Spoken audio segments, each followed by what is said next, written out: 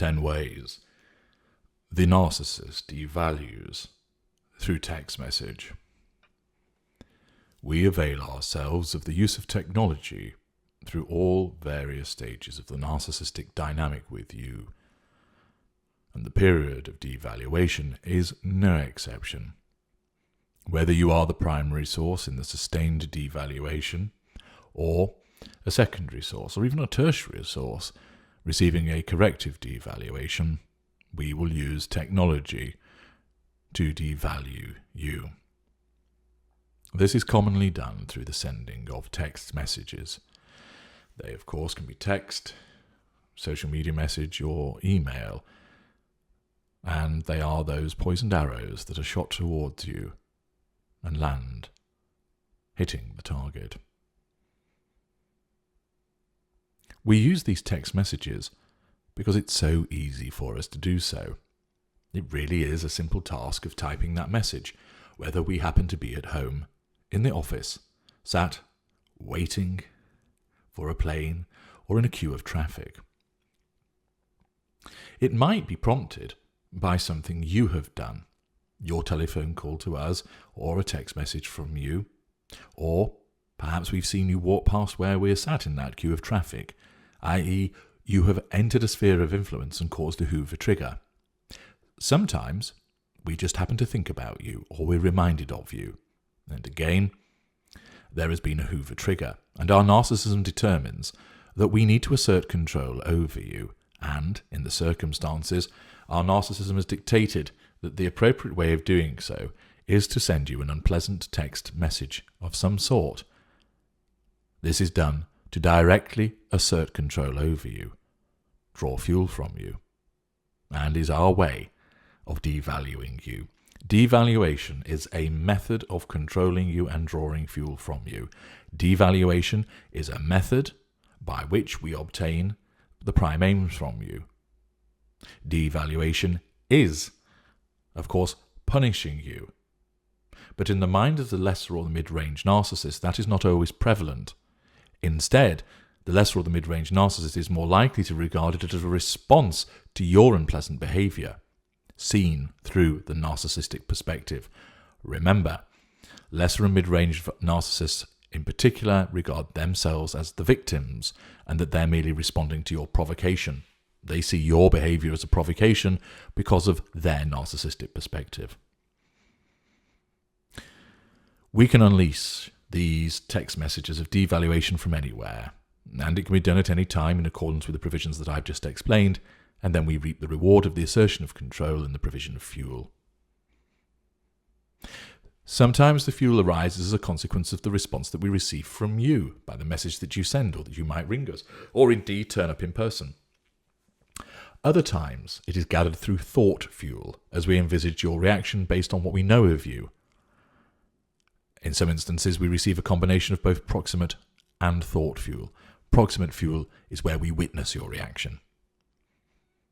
The beauty of using a text message to devalue is that there is very little energy expenditure, which enables us to preserve our energy to continue to assert control over all sources in our fuel matrix. Remember, control is key. It's swift, and given the ubiquity of mobile or cell phones, there's a very good chance you'll be next to your phone and you will receive this message. Here are 10 ways that we use text messages against you to devalue you. Number 1, the Barron Periods.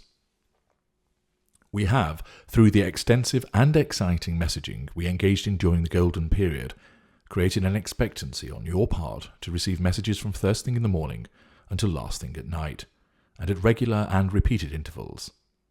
You have become used to this, and then, all of a sudden, it dries up. You send a message to us in the hope of generating a response, but there is nothing. You send another, just in case the first did not somehow get through. There is nothing but silence. You wait and try to do something else, but you cannot concentrate because you keep looking to your phone, hoping for that message to appear, but it does not. Many hours may pass, perhaps a day, until you either happen to bump into us, or we deign to finally respond. You can expect the replies to be along the lines of, "There was no signal where I was," There must be a fault with my phone as I never received any messages. I did reply. Didn't you get it? All your messages have just come through now. That's why I messaged when I did. I ran out of credit. I ran out of battery. Of course, all of these responses are a further assertion of control through denial and deflection. These are just further manipulations. They're rolled out to pull the wool over your eyes. The failure to respond was an instinctive response of the lesser or mid-range, or a conscious and calculated response of the greater or the ultra. Either way, it's designed to assert control over you by ignoring you, the third assertion of control. Invariably, we also ignore you because we're busy with somebody else. Number 2, the raised hopes. We will make an arrangement with you suggesting that we go out to dinner tomorrow evening or attend that new play you're excited to see. You look forward to spending time with us, alter your other arrangements, you put yourself to time and expense in preparation for whatever event it is, and then at the last minute we cancel, either with no excuse or half an excuse, and then we fall silent. This is an act of devaluation, and if you want to understand the greater detail as to what's behind all of that, listen to Why Do Narcissists Cancel Arrangements? 3. The wrong recipient. You receive a message which is clearly meant for someone else. It might be using a nickname that is unfamiliar to you, confirming an arrangement when you knew of none to be confirmed, thanking you for a wonderful evening when we didn't even see you that evening, or any other number of combinations where the content of the message is at odds with what you know. It is actually sometimes a mistake because this was meant for somebody else rather than you, but in some instances, allowing this to be sent to you is done as an act of devaluation, to let you know basically that there are other individuals on the docket, not just you.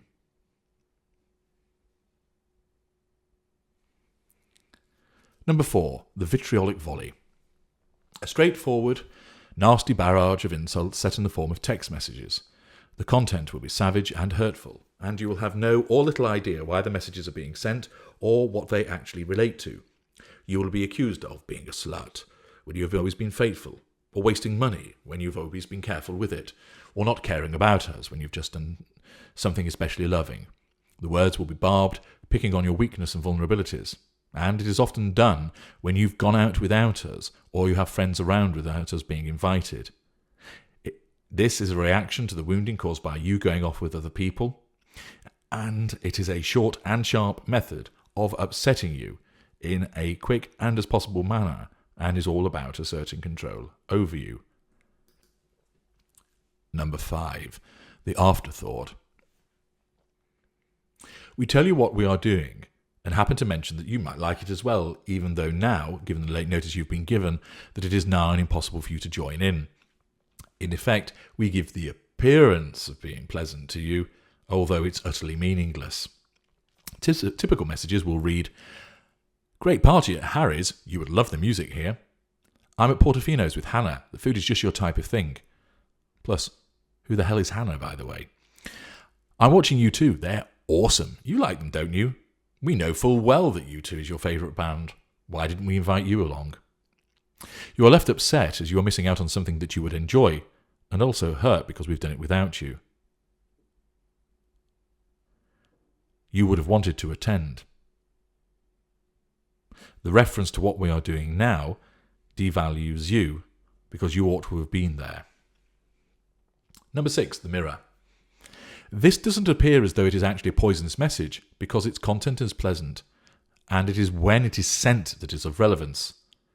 When you're going through a period of devaluation, and then you receive messages which appear to provide a respite period from the nastiness, be warned, you and somebody else are getting the same messages. Thus, if we have been unpleasant to you for a number of weeks, and then you get a message stating, "I miss you, I love you, I wish you were here with me," it will lift your heart, but understand, notice there's a generic quality, a lack of personalisation, and the out-of-the-blue quality denotes that you and your prospective replacement are both receiving this message from us. Double assertion of control, double fuel, hedging our bets. Number 7, the backhander. It may seem like a pleasant message, but it's not. This is usually sent to emphasize our importance and denote the pleasant and apparent pleasantry in our message by causing it to appear second best to the rest of what we have written. Examples would include, I miss you, but I am so busy closing this massive deal at the moment, i.e. the deal is more important than you. I hope you're well, but I'm focused on beating my time for the half marathon, so lots of training at present. The half marathon is more important than you. I was thinking about you as I was polishing my new car. Polishing the new car is more important than you. That entertained me because somebody just entered my 6th sphere of influence. One of my former IPPSs was devalued with that very text. Number 8, the false hope. You receive a blank message from us following a period of silence, and this causes you to respond, pleased to have received even this crumb of apparent comfort, and thus you respond to it. We deny messaging you, or suggest it must have been done by accident, the text equivalent of the but dial.